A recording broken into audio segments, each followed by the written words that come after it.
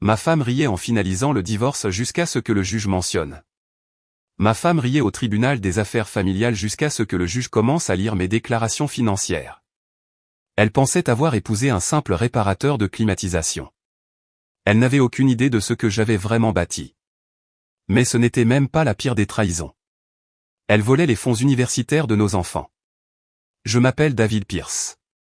J'ai 44 ans et j'ai passé les 18 dernières années à construire de A à Z Pierce Industrial Climate Solutions *. Ce qui a commencé avec moi et une fourgonnette déglinguée pour des réparations de CVC, chauffage, ventilation, climatisation, de base est devenu le principal entrepreneur en climatisation commerciale et industrielle dans 3 États.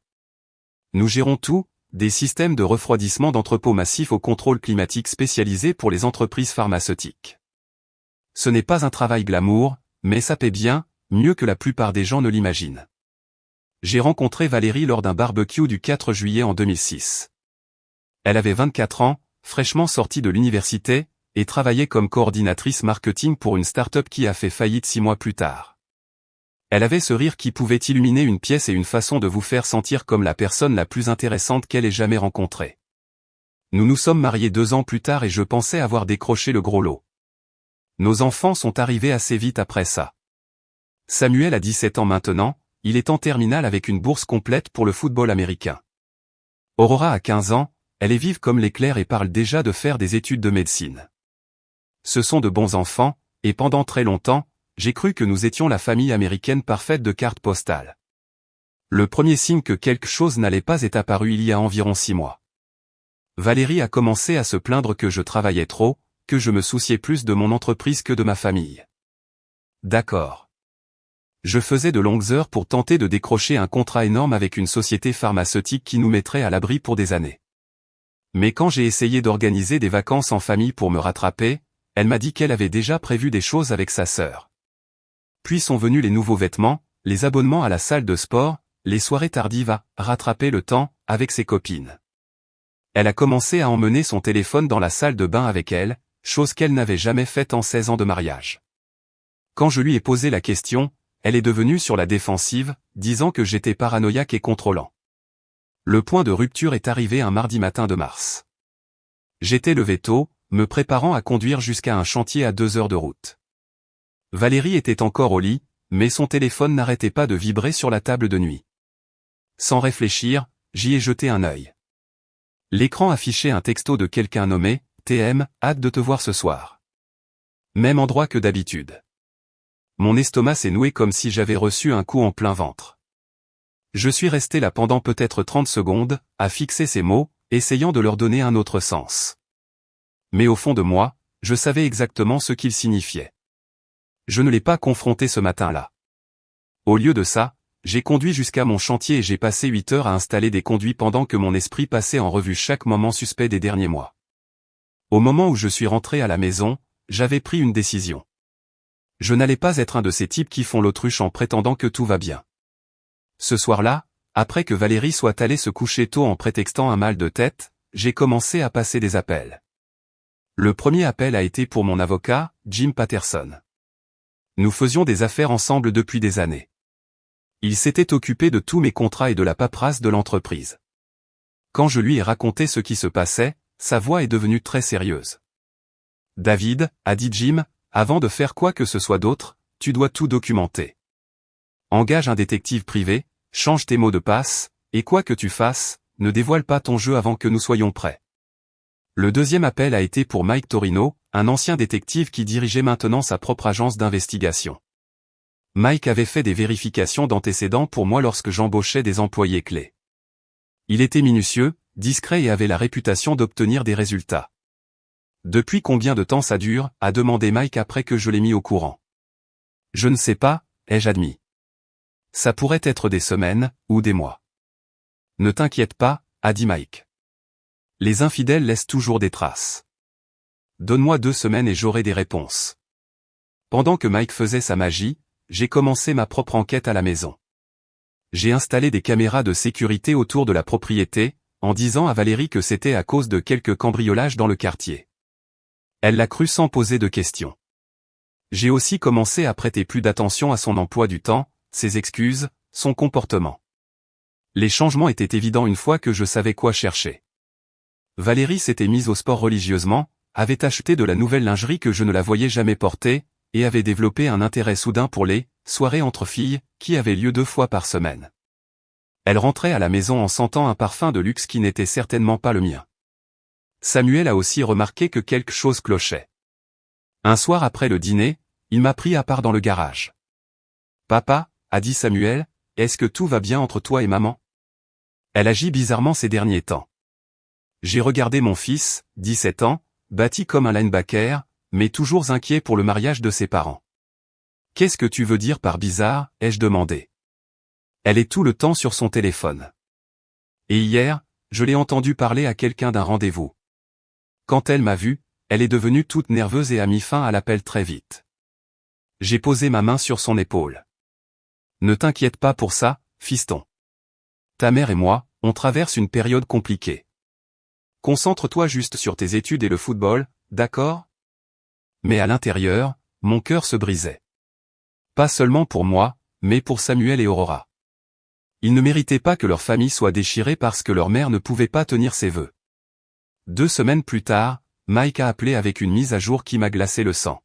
« David, » a dit Mike, « il faut qu'on se voie, et amène ton avocat. » La réunion a été fixée pour le lendemain matin au bureau de Jim. Mike a étalé des photos, des relevés téléphoniques et des rapports de surveillance comme s'il présentait des preuves dans un procès pour meurtre.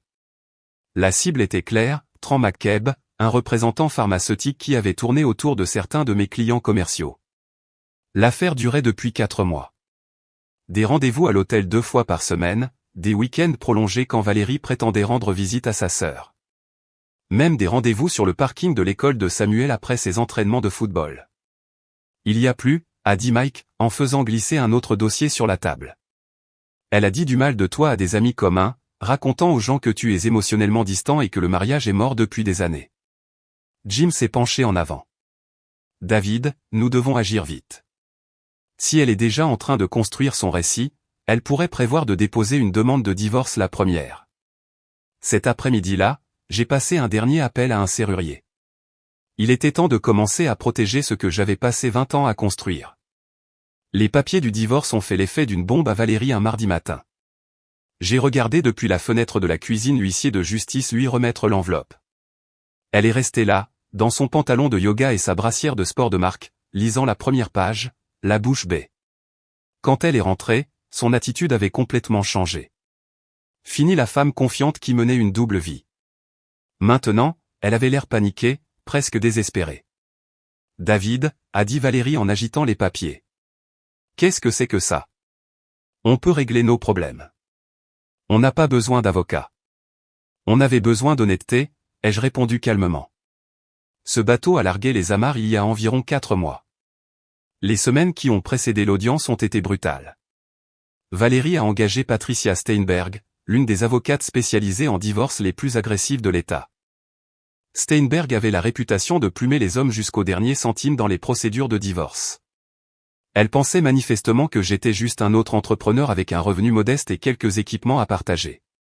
Le jour de l'audience est arrivé avec un temps typique d'octobre, un ciel gris et un vent froid qui vous transperçait. Monter les marches du palais de justice, c'était comme marcher vers une exécution. À l'intérieur de la salle d'audience, Valérie était assise avec son avocate, chuchotant et riant de temps en temps comme si elle était à un événement social. Elle s'était habillée avec soin, un tailleur bleu conservateur, un maquillage minimal, jouant parfaitement le rôle de l'épouse bafouée. Steinberg a commencé avec la procédure standard, demandant une pension alimentaire pour conjoint et une division à 50% des biens matrimoniaux. Elle m'a dépeint comme un bourreau de travail qui négligeait sa famille, poussant sa femme à chercher de la compagnie ailleurs. « Votre honneur, » a dit Steinberg avec confiance, « Madame Pierce souhaite simplement sa juste part de la modeste entreprise familiale et un soutien raisonnable pendant qu'elle reconstruit sa vie. » Valérie hochait la tête, réussissant même à s'éponger les yeux avec un mouchoir. La performance était digne d'un Oscar. Puis, le juge Morrison a commencé à lire le rapport de divulgation des actifs que Jim avait déposé. Asterisk Pierce Industrial Climate Solutions Asterisk, évalué à 2,8 millions de dollars, a lu le juge. Holdings immobiliers commerciaux dans 3 États, évalué à 4,2 millions de dollars. Portefeuille d'investissement et compte de retraite totalisant 1,6 million de dollars. Actif liquide. J'ai regardé le visage de Valérie changer à mesure que chaque chiffre était annoncé. La confiance s'est évaporée comme l'eau d'un tuyau percé. Son avocate a cessé de prendre des notes et a commencé à regarder les papiers comme s'ils étaient écrits dans une langue étrangère. Madame Pierce, a poursuivi le juge Morrison, je vois ici que vous avez renoncé à la pension alimentaire pour conjoint et accepté de renoncer à toute réclamation sur les actifs de l'entreprise dans un contrat de mariage modifié en 2019. Est-ce exact? La voix de Valérie fonctionnait à peine. Oui, mais je ne comprenais pas ce que je signais. Selon ces documents, vous étiez représenté par un conseil indépendant et la signature a été filmée. Contestez-vous cela? Le silence dans cette salle d'audience était assourdissant. Le visage de Valérie était devenu complètement blanc. Son rire de 30 minutes plus tôt ne semblait soudain plus si approprié. Les suites de l'audience ont été rapides et brutales. En quelques heures, Valérie inondait mon téléphone d'appels et de SMS auxquels j'ai refusé de répondre. Elle a essayé de se présenter à mon bureau, mais ma secrétaire avait des instructions strictes, pas de visiteurs personnels pendant les heures de travail. Samuel a été le premier à comprendre que quelque chose de majeur s'était passé. Papa, a dit Samuel ce soir-là, maman pleure toute la journée, et elle ne veut pas me dire pourquoi. Qu'est-ce qui se passe? J'ai regardé mon fils, ce jeune de 17 ans qui allait devenir l'homme de la maison plus tôt qu'il ne l'avait prévu. Il méritait la vérité, ou du moins une partie. Ta mère et moi, on divorce, ai-je dit simplement. Elle a fait des choix que je ne peux pas pardonner. C'est un autre homme, a demandé Samuel à voix basse. La question m'a frappé comme un coup de poing. Oui, fiston. C'est ça. Samuel a hoché lentement la tête, traitant une information qu'aucun adolescent ne devrait avoir à gérer. Qu'est-ce qui se passe maintenant? Maintenant, on va de l'avant. Nous trois. Aurora a plus mal pris la nouvelle. Elle s'est enfermée dans sa chambre pendant 2 jours, ne sortant que pour les repas. Quand elle m'a finalement parlé, sa première question m'a brisé le cœur. Papa, a dit Aurora, est-ce que j'ai fait quelque chose de mal? C'est pour ça que maman ne veut plus être ici? J'ai serré ma fille dans mes bras pendant environ 5 minutes. Ma chérie, ça n'a rien à voir avec toi ou ton frère. Ta mère a pris des décisions d'adultes qui ont des conséquences d'adultes. Vous, les enfants, êtes la meilleure chose qui me soit jamais arrivée.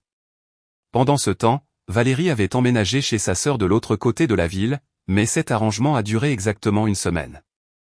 Apparemment, même les membres de la famille n'apprécient pas qu'on leur mente sur des affaires extra-conjugales. Les messages ont commencé à arriver quotidiennement. D'abord, ils étaient colériques, tu as tout planifié. Tu m'as manipulé pour que je signe ce contrat de mariage. Puis, ils sont devenus désespérés, j'ai fait une erreur. On ne peut pas essayer une thérapie?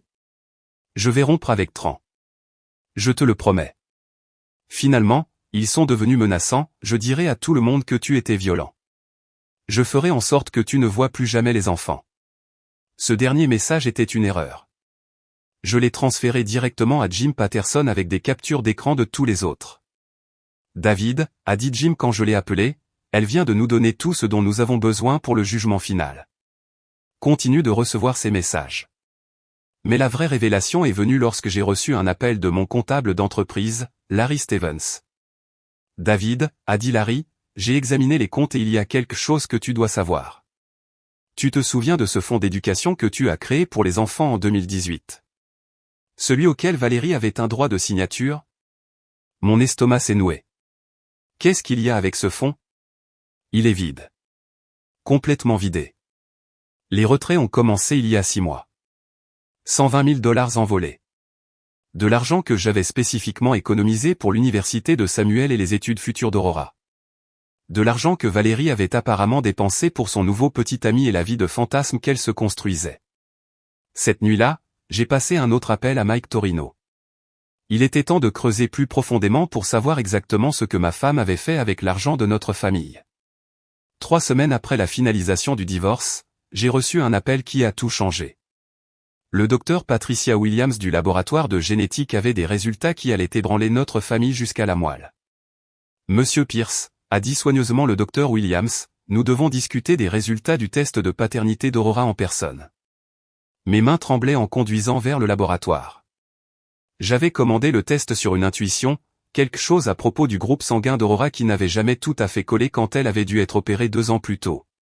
Le moment coïncidait parfaitement avec le début du changement de comportement de Valérie. « Monsieur Pierce », a dit le docteur Williams alors que j'étais assis en face de son bureau. « Je crains qu'Aurora ne soit pas votre fille biologique.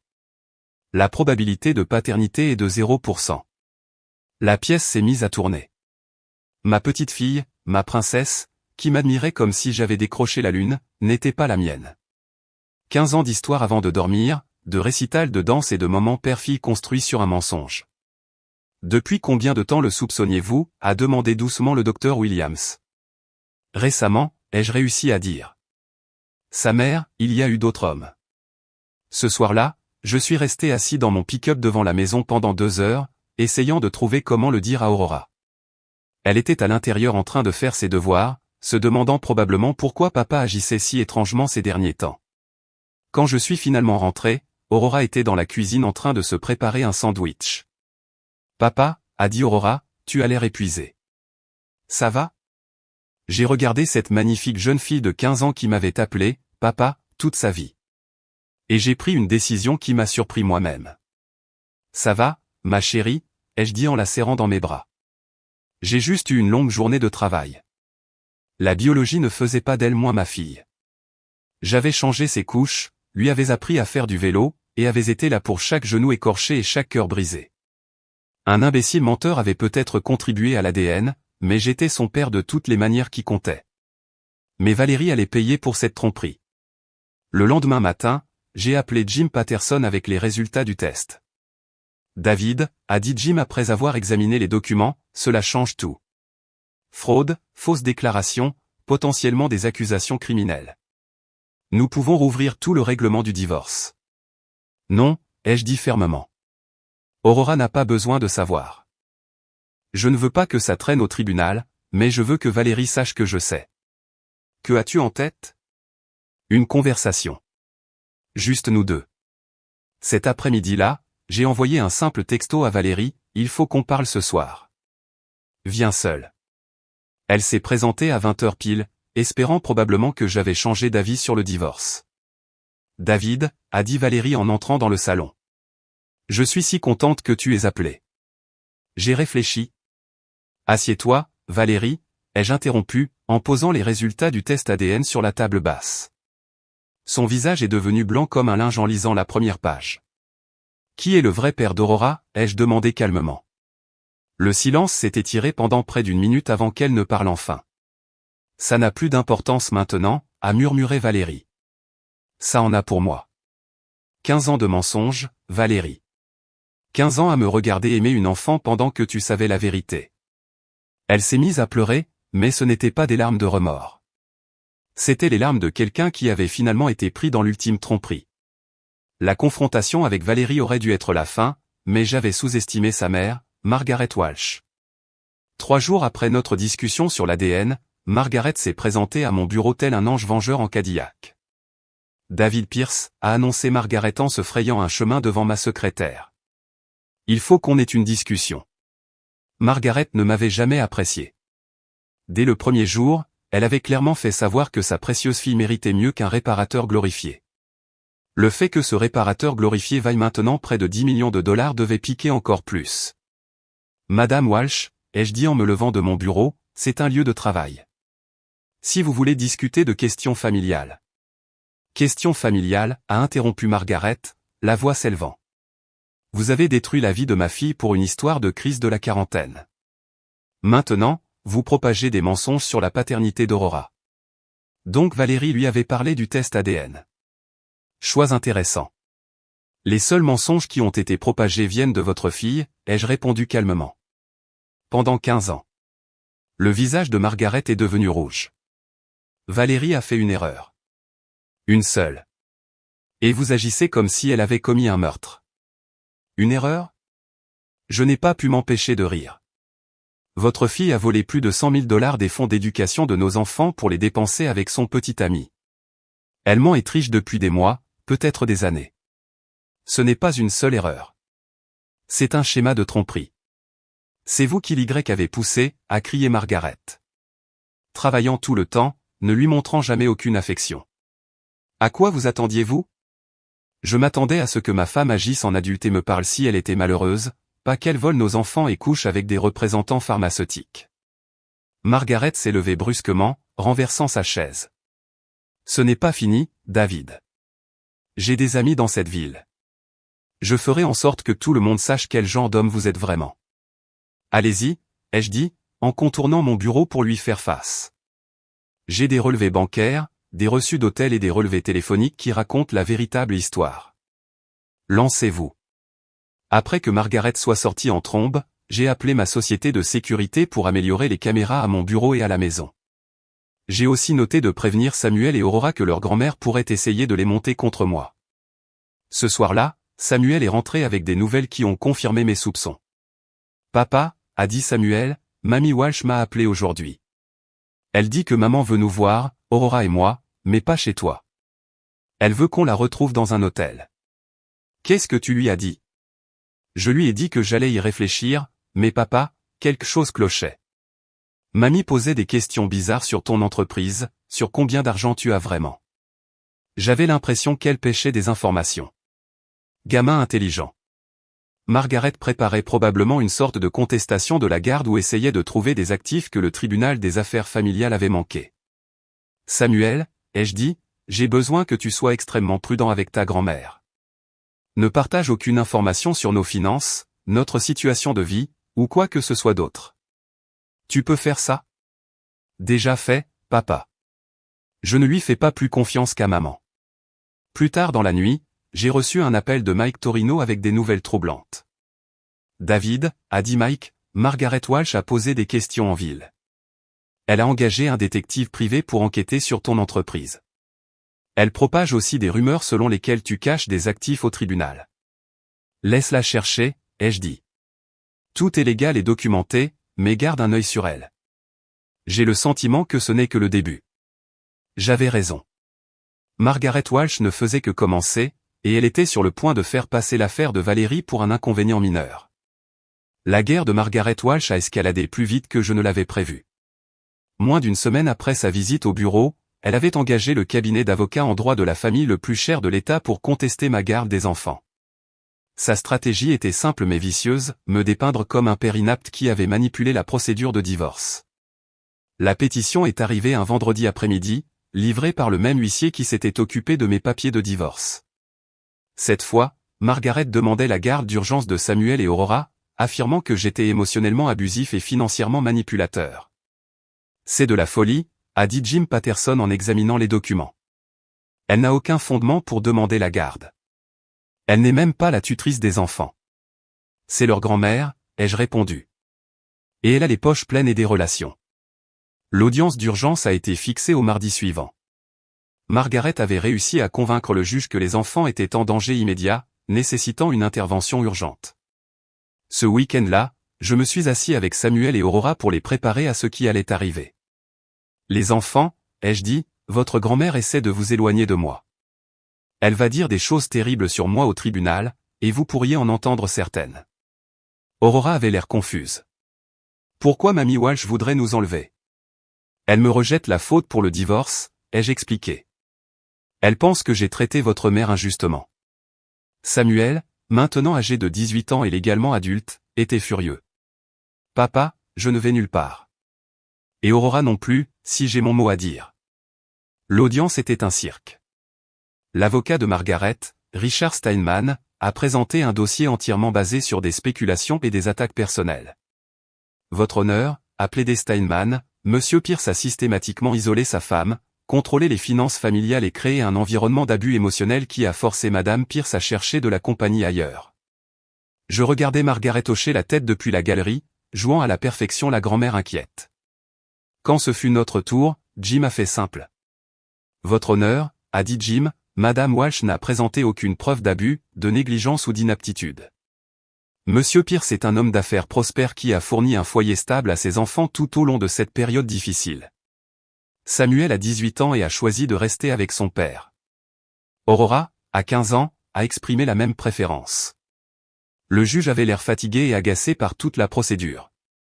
Madame Walsh, a dit le juge Hendricks, bien que je comprenne votre inquiétude pour vos petits-enfants, je ne vois aucune preuve qui justifierait de les retirer de la garde de leur père. Requête rejetée. Le visage de Margaret est devenu violet de rage alors qu'elle sortait de la salle d'audience en trombe. Mais je savais que ce n'était pas fini. Au contraire, ce n'était que le début de sa campagne contre moi.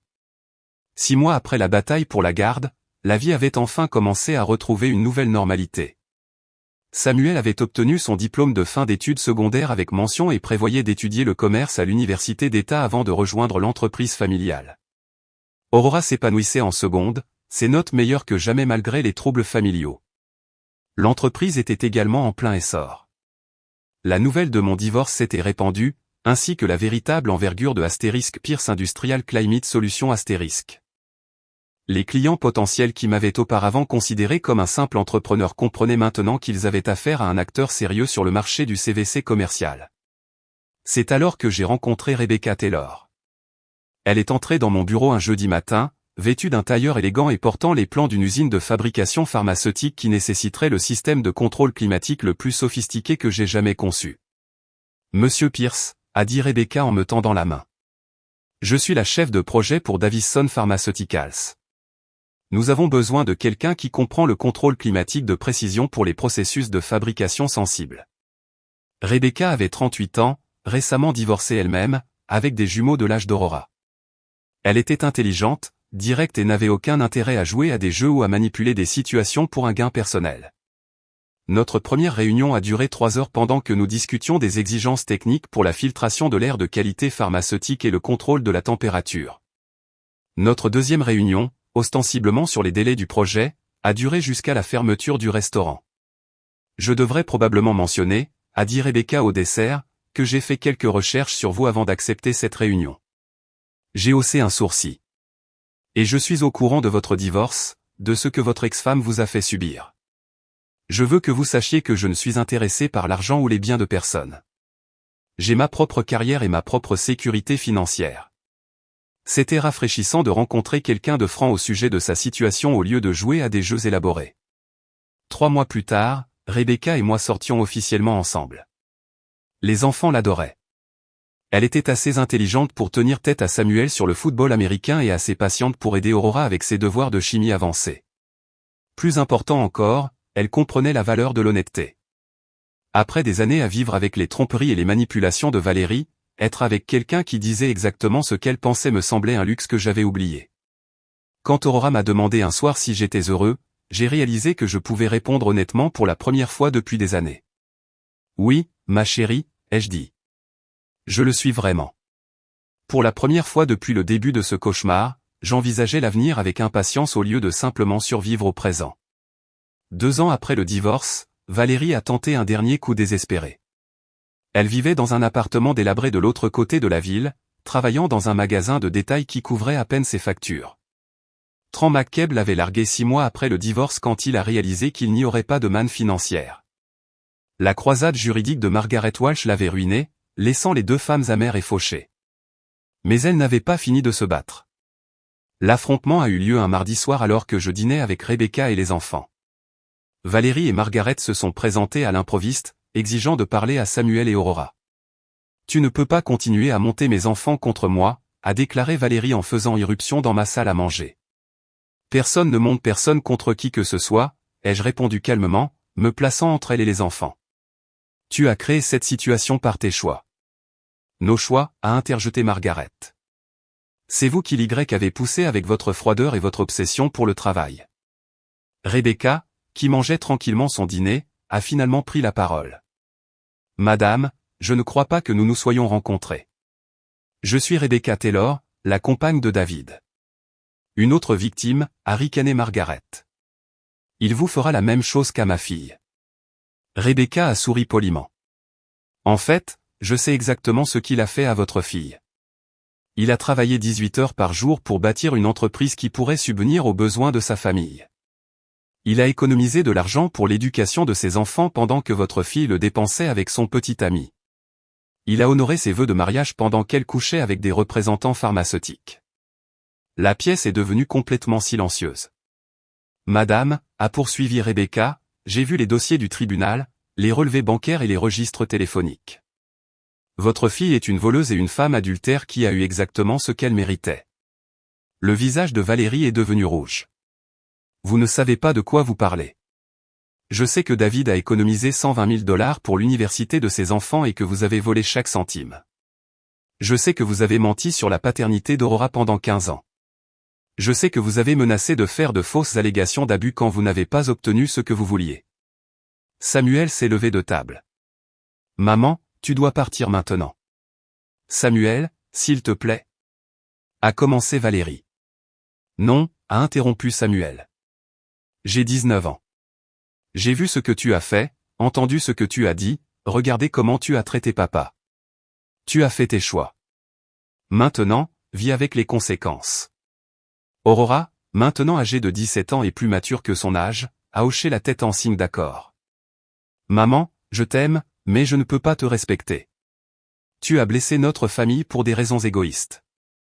Margaret a attrapé le bras de Valérie. Nous partons, mais ce n'est pas fini. Si, c'est fini, ai-je dit fermement. C'est fini depuis 2 ans.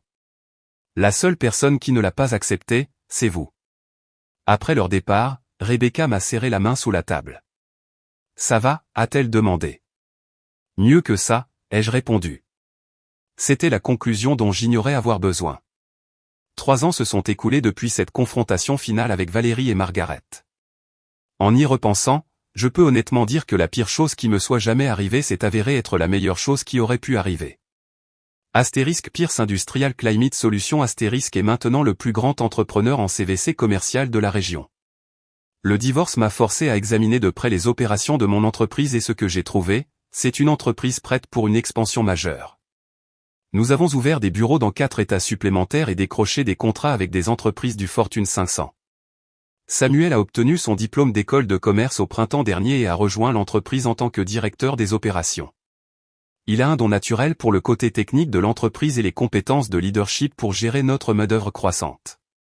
Aurora termine sa dernière année de lycée avec une moyenne parfaite et une acceptation anticipée dans 3 programmes de pré-médecine. L'argent que Valérie a volé de son fonds d'éducation a été remplacé, et bien plus encore.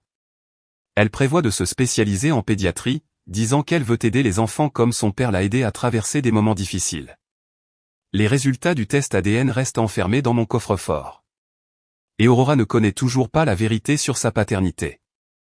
Certains secrets sont destinés à protéger les gens que nous aimons, et je n'ai jamais regretté cette décision. Rebecca et moi nous sommes mariés l'automne dernier lors d'une simple cérémonie au country club. Pas de drame, pas de complications, juste 2 adultes qui avaient appris de leurs erreurs passées et étaient prêts à construire quelque chose de mieux ensemble. Ces jumeaux sont devenus une partie de notre famille, donnant à Aurora les frères qu'elle avait toujours voulu. Le projet pharmaceutique qui a amené Rebecca dans ma vie s'est transformé en un contrat de 20 millions de $ qui nous a établis comme des spécialistes des systèmes de contrôle climatique de haute précision. Parfois, les meilleures choses de la vie se présentent déguisées en opportunités commerciales. Valérie vit toujours de l'autre côté de la ville, enchaînant les emplois dans le commerce de détail et luttant financièrement. J'entends parfois des nouvelles par des connaissances communes, mais ses choix de vie ne sont plus mon problème. Je lui souhaite le meilleur, mais de loin. Margaret Walsh a développé des problèmes de santé qui l'ont forcé à vendre sa maison et à déménager en résidence assistée.